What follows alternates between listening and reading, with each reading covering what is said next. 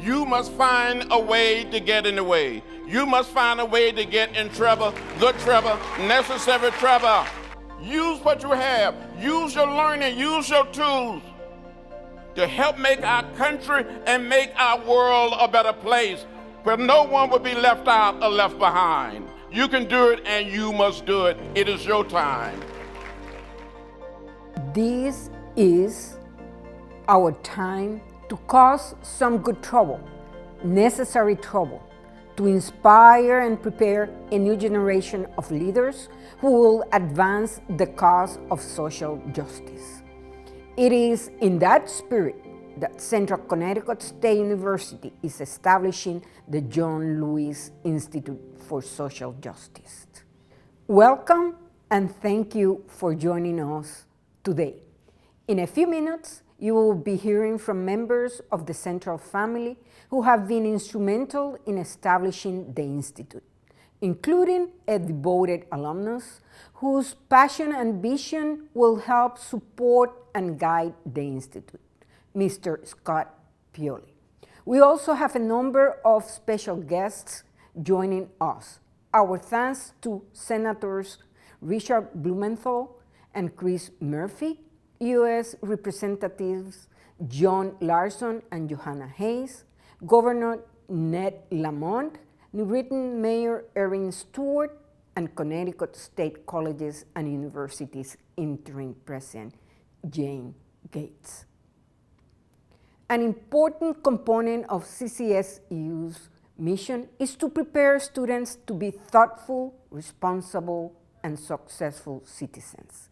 Many of our students have expressed a desire to become more informed and involved in social justice initiatives, especially after the killings of George Floyd, Breonna Taylor, and many others reignited the social justice movement. Following the death of Congressman Lewis last summer, I asked a group of faculty and administrators to create a program that will honor his legacy, to identify educational experiences and opportunities that will inspire our students to not only recognize inequality, but foster a deeper understanding of its roots.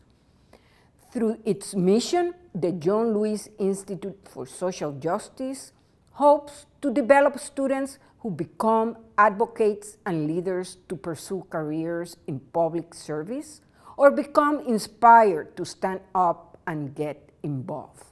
My thanks to the organizing committee for establishing the foundation of the Institute. Caroline Magnan, Dr. Evelyn Newman Phillips, Dr. John Tolley, and Pamela Whitley. The university is fortunate to have a new team member who, among her other responsibilities, will lead the John Lewis Institute. Dr. Stacy Miller is CCSU's inaugural Vice President for Equity and Inclusion.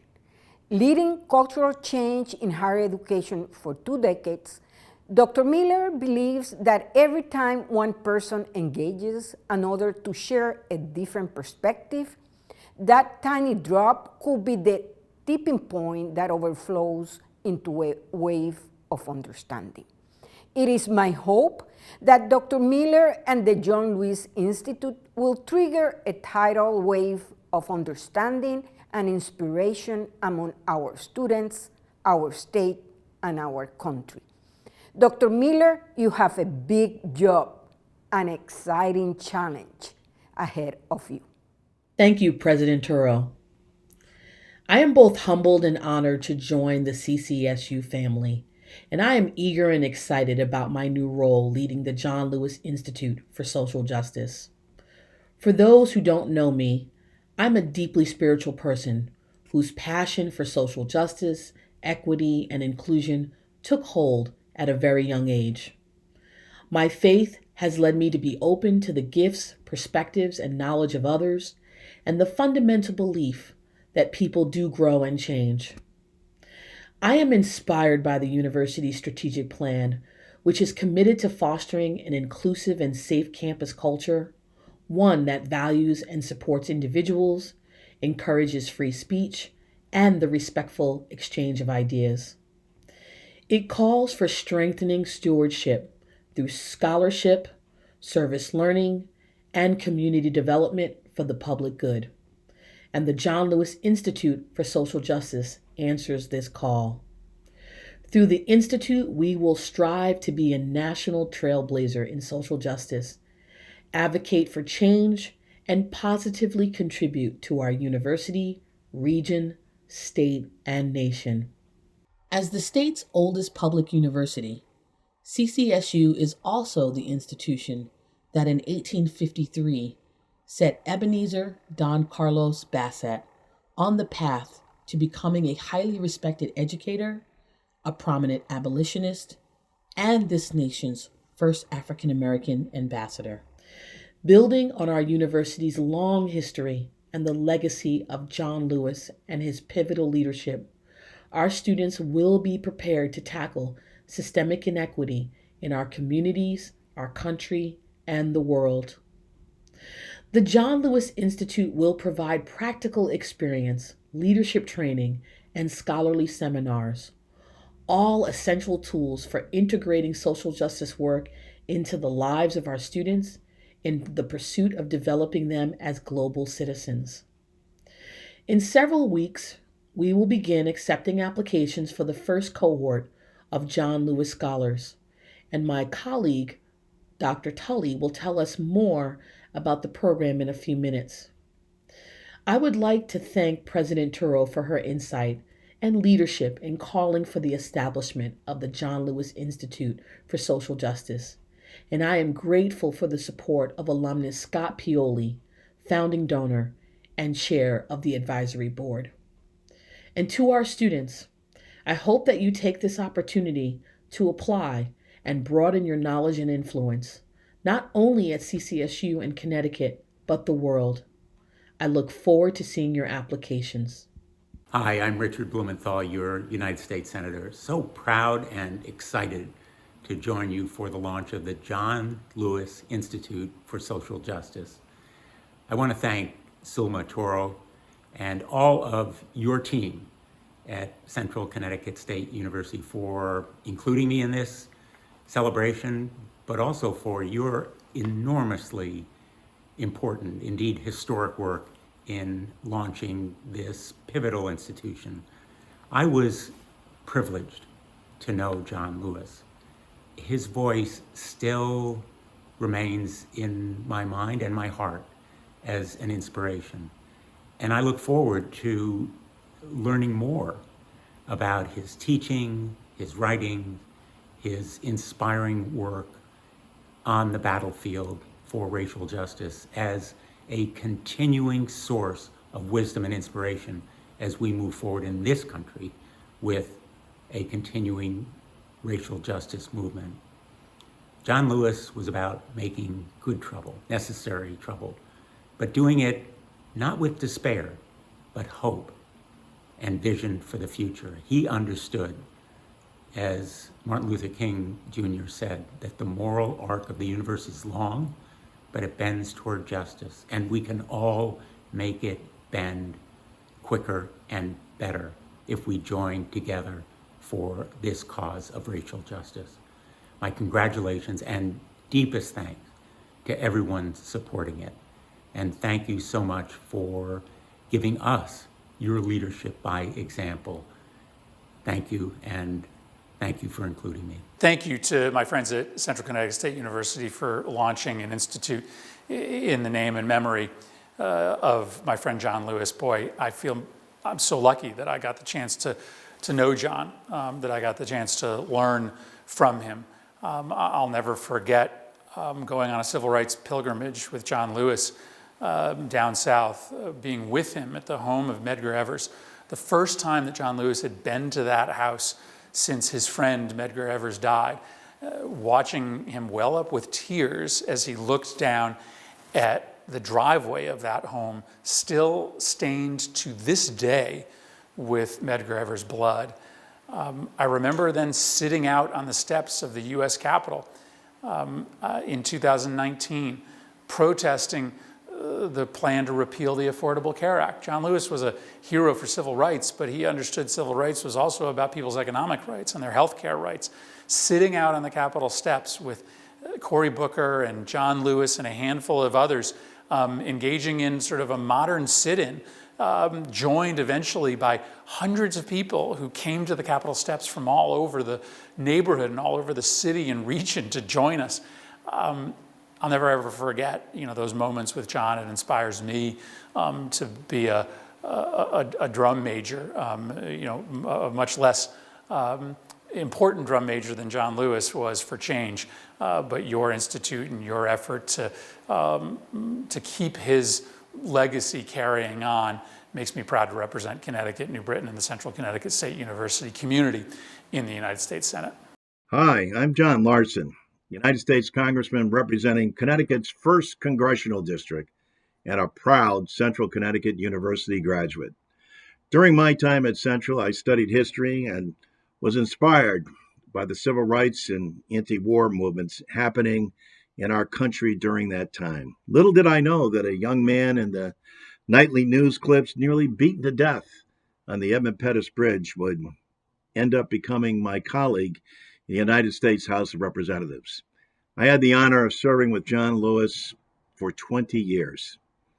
He embodied the teachings of Dr. King and lived them through the movement, peaceful protests for human rights and racial equality that he nobly led. John Lewis has forever changed our country. His legacy will live on in the policies and lives he's changed. I'm incredibly proud of my alma mater for establishing this institute in honor of John Lewis to both inspire and prepare a new generation of leaders. Thank you to Dr. Toro for your leadership and to the Central community for your work in establishing this initiative. John Lewis was a humble man who got in the way and caused good trouble. He always put the movement and the nation he loved above himself.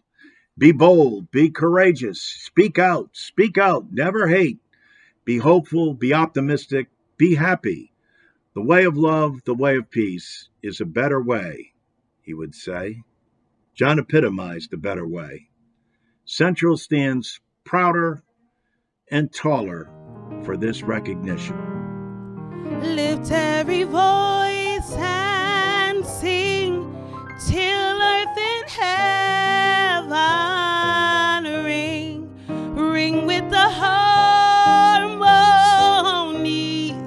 of liberty. Let our rejoicings rise high as the listening skies. Let it resound loud as the rolling sea. Sing a song full of the faith that the dark past has taught us. Sing a song full of the hope that the present has brought us. Facing the rising sun of our new day begun. Let us march on till victory is won.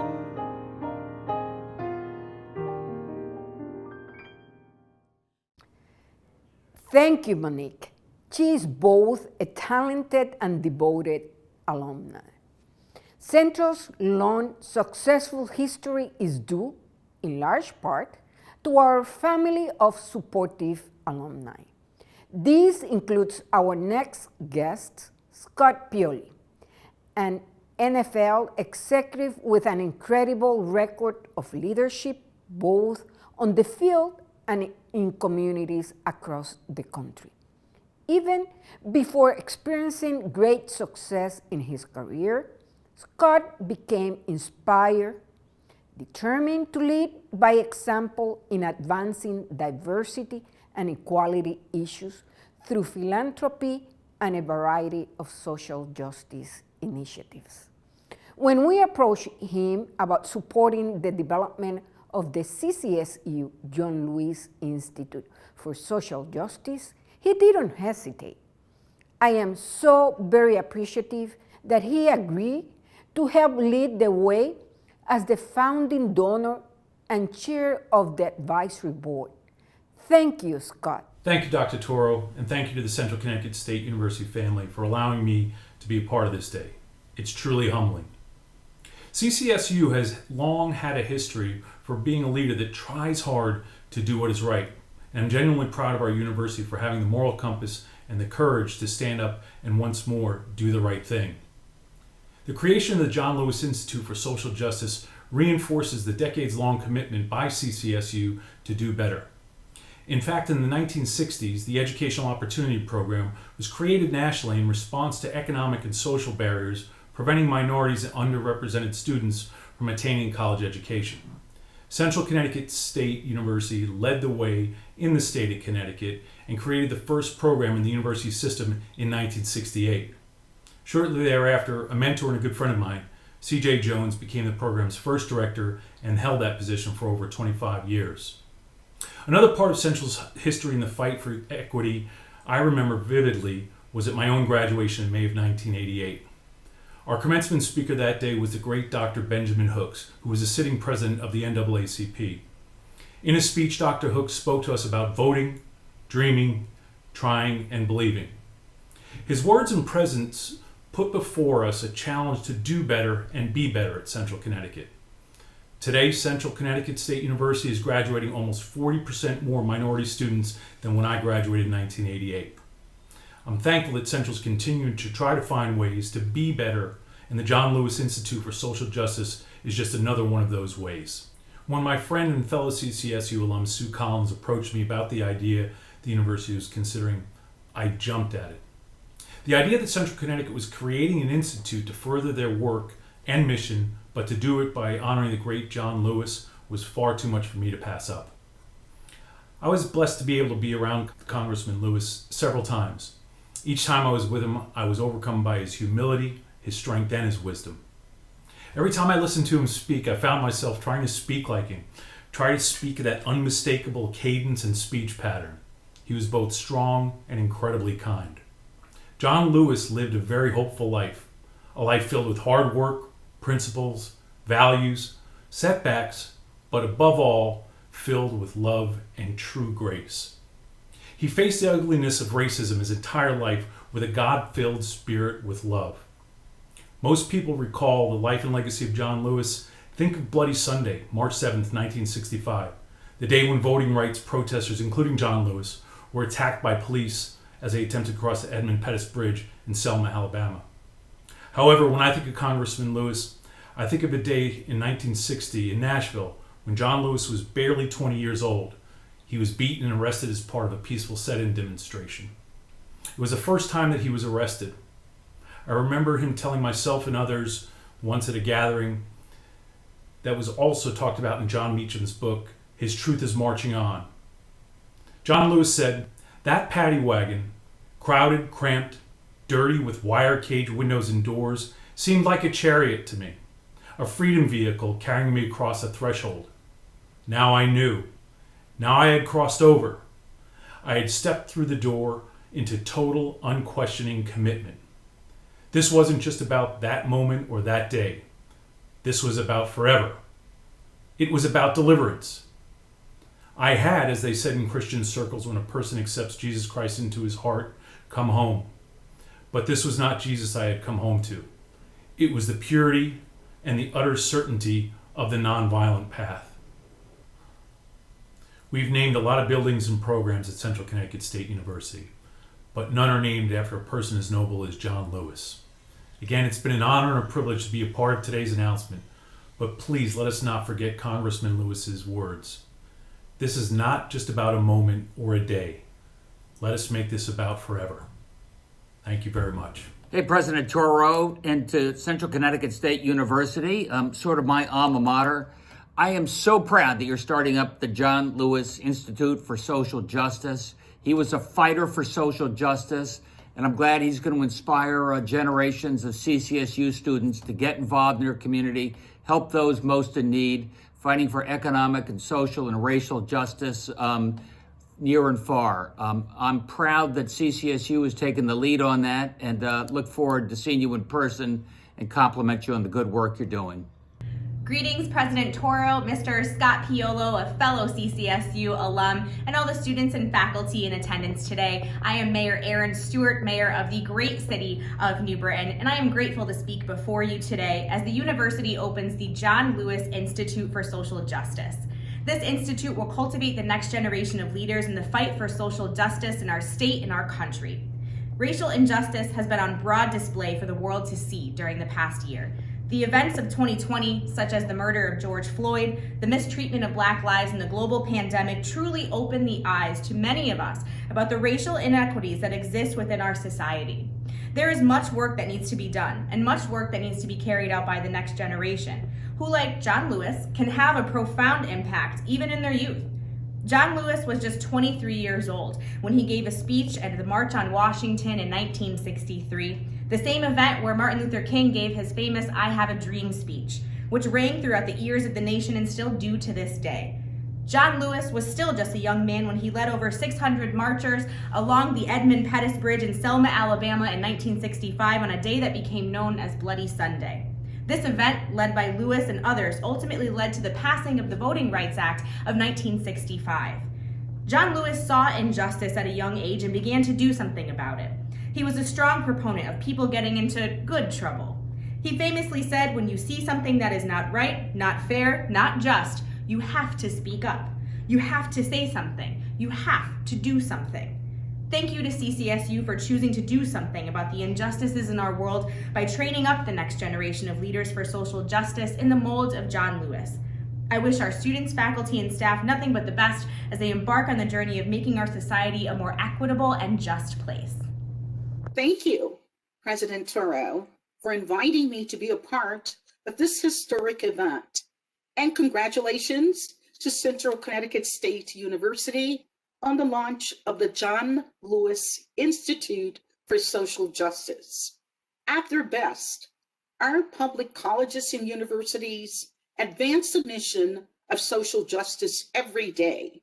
They give people from all backgrounds, from all walks of life, across the socioeconomic spectrum, the opportunity to become the best version of themselves through critical thought. At our state universities, we take our role in the pursuit of social justice extremely seriously. And with the launch of the Institute, we're taking another important step toward educating the next generation of societal leaders to be the change they wish to see in the world. Before I came to Connecticut, I worked in public universities in Georgia. In that role, I came to appreciate Congressman Lewis's deep commitment to higher education, his passion to change, his passion to getting in good trouble. He knew that higher education could be a pathway to opportunity to those who have traditionally been left behind. He knew that the graduates of our institution could be the leaders of tomorrow, that if we gave them a chance, they could change the world. I would like to end my remarks today with a quote from Congressman Lewis, who said, "Ours is not the struggle of one day, 1 week, or 1 year. Ours is not the struggle of one judicial appointment or presidential term.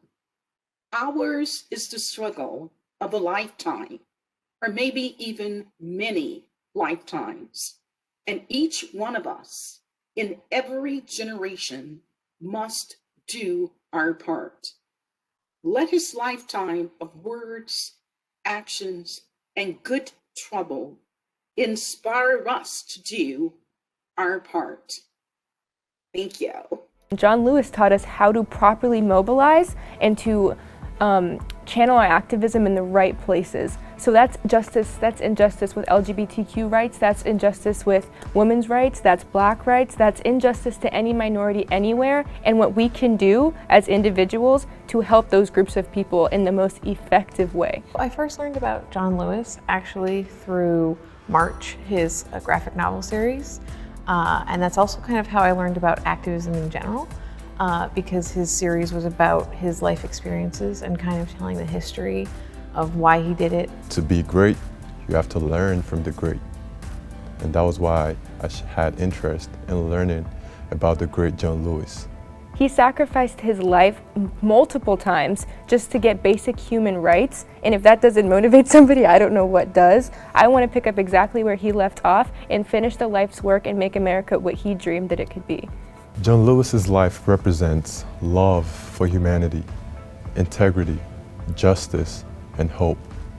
For me, I pretty much focus on his passions.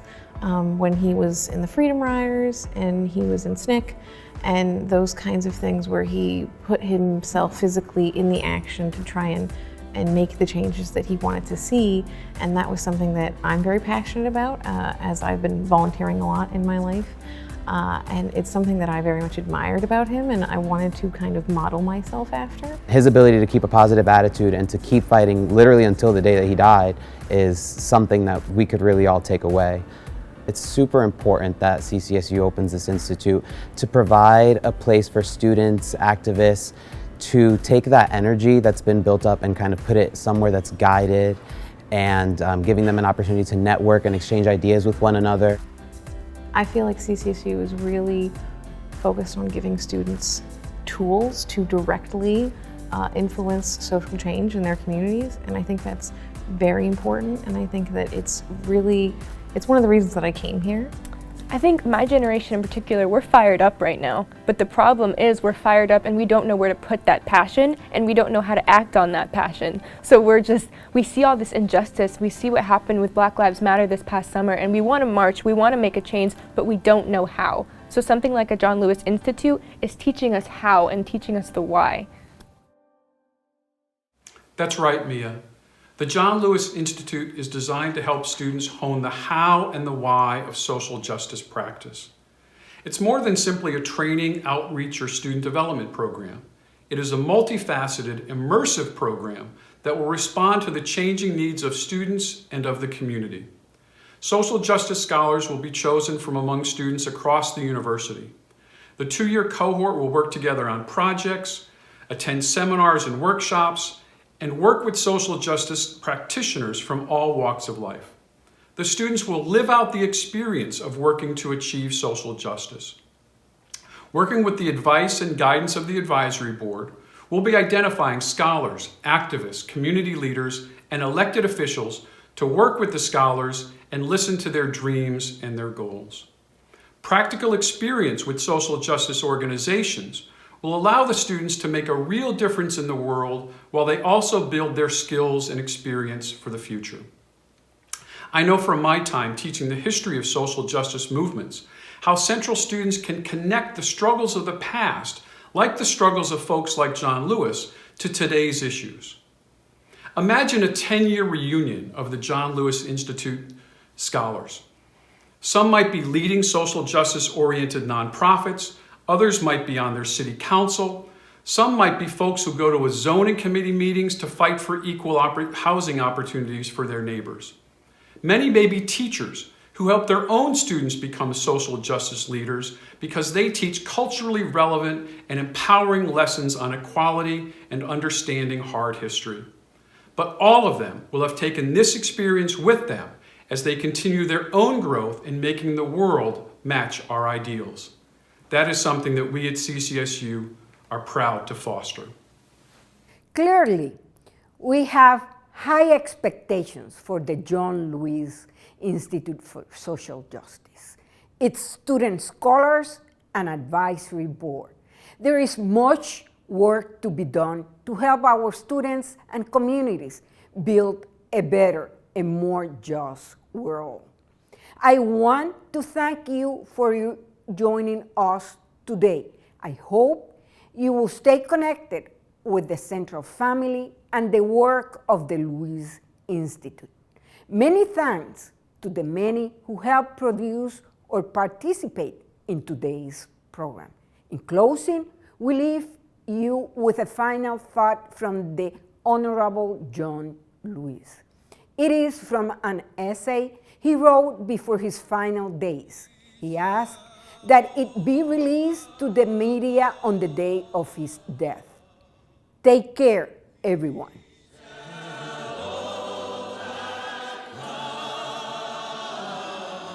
Though I may not be here with you, I urge you to answer the highest calling of your heart and stand up for what you truly believe. In my life, I have done all I can to demonstrate that the way of peace, the way of love, and nonviolence is the more excellent way. Now it is your turn to let freedom ring.